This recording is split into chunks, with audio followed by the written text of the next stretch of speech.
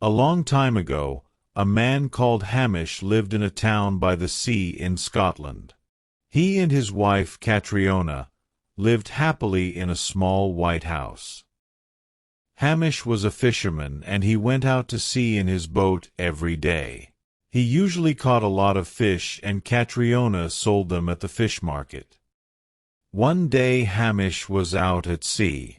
It was late in the afternoon, and it was time to go home. He started pulling his net out of the water. "The net is very heavy today," he thought happily. Lots of fish. When he pulled the net onto his boat, he saw a wooden box. He was very surprised. He opened the wooden box and found a little baby boy inside. "Oh, a baby boy!" he cried. "This is wonderful. We don't have any children, and Catriona will be very happy. She loves babies." He went back home and showed Catriona the baby boy. "Oh, Hamish, what good luck!" said Catriona happily. "What a good-looking baby! We must keep this child and look after him. Let's call him Callum." "Yes," said Hamish, "I like the name Callum. He's our son now.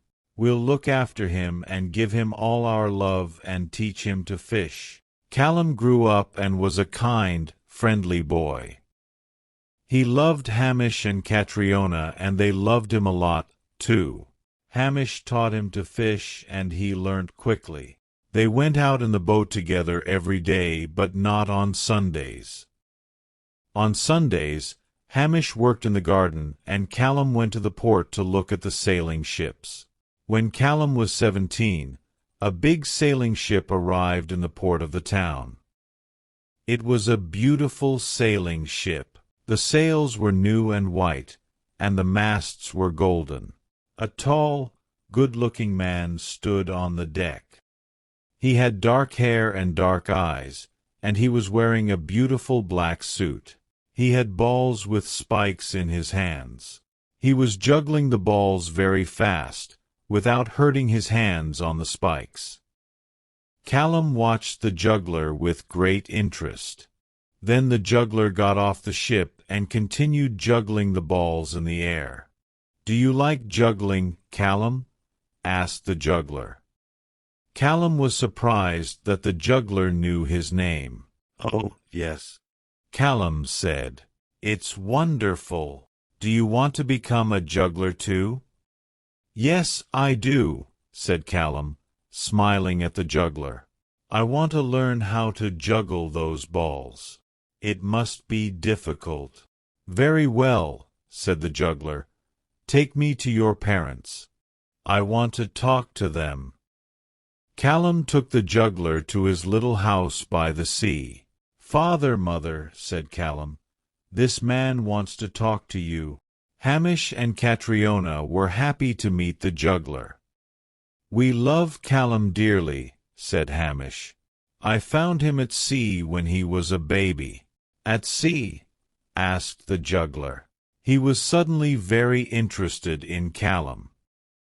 If Hamish found him at sea, then Callum is a fairy child, a magical child, thought the juggler. "Give me your son for a year and a day," said the clever wizard, "and I will teach him how to juggle. Then when he comes back home he can be a juggler. Jugglers make more money than fishermen."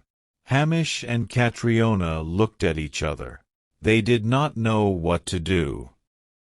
"We must do what is best for our son," said Catriona, looking at Callum. "Do you want to be a juggler, a good juggler, Callum?" asked Hamish. "Yes, father, I do," said Callum. "Very well," said Hamish. "You can go away for a year and a day. And when you come back you will be a good juggler.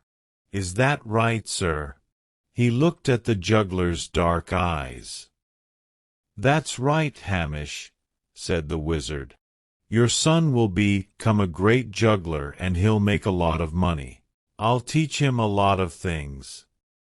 Callum said goodbye to his parents and left his home with the juggler. For a year and a day, Callum sailed everywhere on the beautiful sailing ship. He saw a lot of new and interesting places, and he learned all about juggling. After a year and a day, the juggler brought Callum back to his home in Scotland. Callum was now an excellent juggler. He could juggle 7 spiked balls, and he never hurt his hands with the spikes. Hamish and Catriona were very happy when Callum arrived. They thanked the juggler. "Now your son is a good juggler," said the man. "If he stays with me for another year and a day, he will become the best juggler in the world." "How wonderful!" said Hamish. "Yes, Callum can go with you again." Callum left for another year and a day, but at the end of that time he did not return to his home. Hamish and Catriona were worried. They went to the port to look for the beautiful sailing ship, but it was not there. They asked a lot of people, but no one knew anything about Callum or the juggler. "Catriona," said Hamish sadly, "I must go and find Callum." "Please be careful, Hamish," said his wife, "and bring Callum home quickly." "Don't worry, dear," said Hamish, kissing his wife on the cheek. Poor Hamish did not know where to look for his son. He walked through the forests, up the hills and mountains, and crossed a lot of rivers, but he did not find Callum. One night Hamish was very tired and hungry. He saw a little old house in the forest. There was a light in the window. "Perhaps the person in this house can help me," thought Hamish. "Hello," said Hamish. "Is anyone home?" A very old, kind wizard opened the door. He had bright blue eyes and a kind smile. "Welcome to my home. Please come in," said the friendly old man. "You must be very tired. Sit down and rest." Hamish sat down near the fire. The old man gave him some hot tea, bread, and butter. Hamish ate the bread and butter, and drank the hot tea. After eating, he felt better and told the old man about his long journey. The old man listened carefully and was suddenly sad. "Your son's in the hands of the evil king of the wizards," he said. "Everyone here knows about the wizard and his terrible magic. But don't worry, I'll help you. You must rest now, and we'll talk about it tomorrow morning." He gave Hamish a warm red blanket, and he fell asleep near the fire. Early the next morning the old man gave Hamish some breakfast. Then he said, "Today you must go to the king of the wizards. He lives in a dark castle on a high hill. When you get there, you must talk to the king immediately. Tell him you want your son. The king will take you to his tower where there are 14 pigeons. The king has magic powers and can change a person into a pigeon.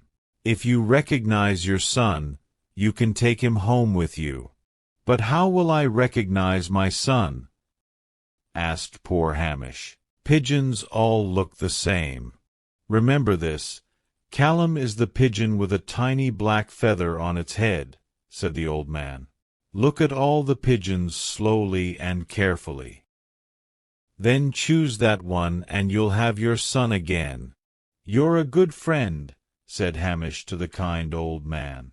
"Thank you for your help. I'll always remember you." "Good luck to you, Hamish," said the old man.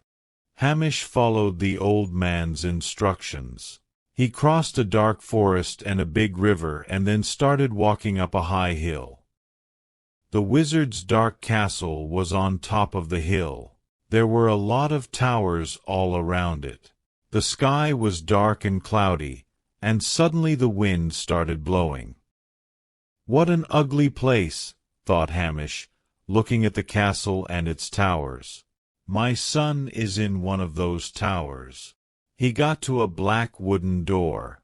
He rang a big bell and waited. After a few minutes, A man opened the door. "I want to see the king of the wizards," said Hamish. In a moment, the juggler in the black suit was standing at the door of the castle. Hamish was scared when he saw the evil wizard. The king of wizards immediately recognized Hamish, and he was not happy to see him. "What do you want?" the wizard asked angrily. "I want my son, Callum," said Hamish. "You promised to bring him to us after a year and a day." The wizard was silent for a moment. "I can give you anything you want. Beautiful clothes, a fast horse, a new fishing boat, a big house, a jewel for your wife. But let me keep your son," said the wizard. "All these presents are nothing to me and my wife," said Hamish. "We want our son, Callum." "You're foolish," said the clever wizard. "You can do a lot of things with a new boat or a fast horse. And your wife will be happy with a big diamond." "I don't want your presents," said Hamish angrily. "I want my son now." "You're very foolish, Hamish," said the wizard. "Take all the presents you want, but leave your son here with me." "Never!" cried Hamish. "I want my son immediately." The wizard looked at Hamish with his cold, evil eyes and started laughing. "Follow me to the tower," he said, laughing. They climbed the steps up to a dark tower. In the tower, there were 14 pigeons. "Now, Hamish," said the wizard, "choose the right pigeon and you can have your son, Callum." "This fisherman will never choose the right pigeon," thought the wizard, "and his son will always be mine." Hamish walked around the tower and looked at all the pigeons carefully. Then he saw one with a tiny black feather on its head. "I'll choose this pigeon with the tiny black feather on its head," Hamish said. Suddenly Callum was standing in front of his father. "Father," said Callum happily. The wizard was very angry and cried, "Get out of here! One day I'll come back." Hamish and Callum ran down the dark stairs and out of the castle. Then they ran down the hill and into the forest. They stopped at the old man's house in the forest and thanked him. Then they went home. Catriona was very happy when she saw Hamish and Callum. She could not believe her eyes. "Callum, my dear boy," she said, "I'm very happy to see you." "Thank you for bringing him home, Hamish." "Oh, mother," said Callum, "I don't want to go away any more. I want to work here, in my town. Now I'm the best juggler in the world. The king of the wizards taught me a lot of magic tricks. People will come to see me." Callum became the town juggler and magician.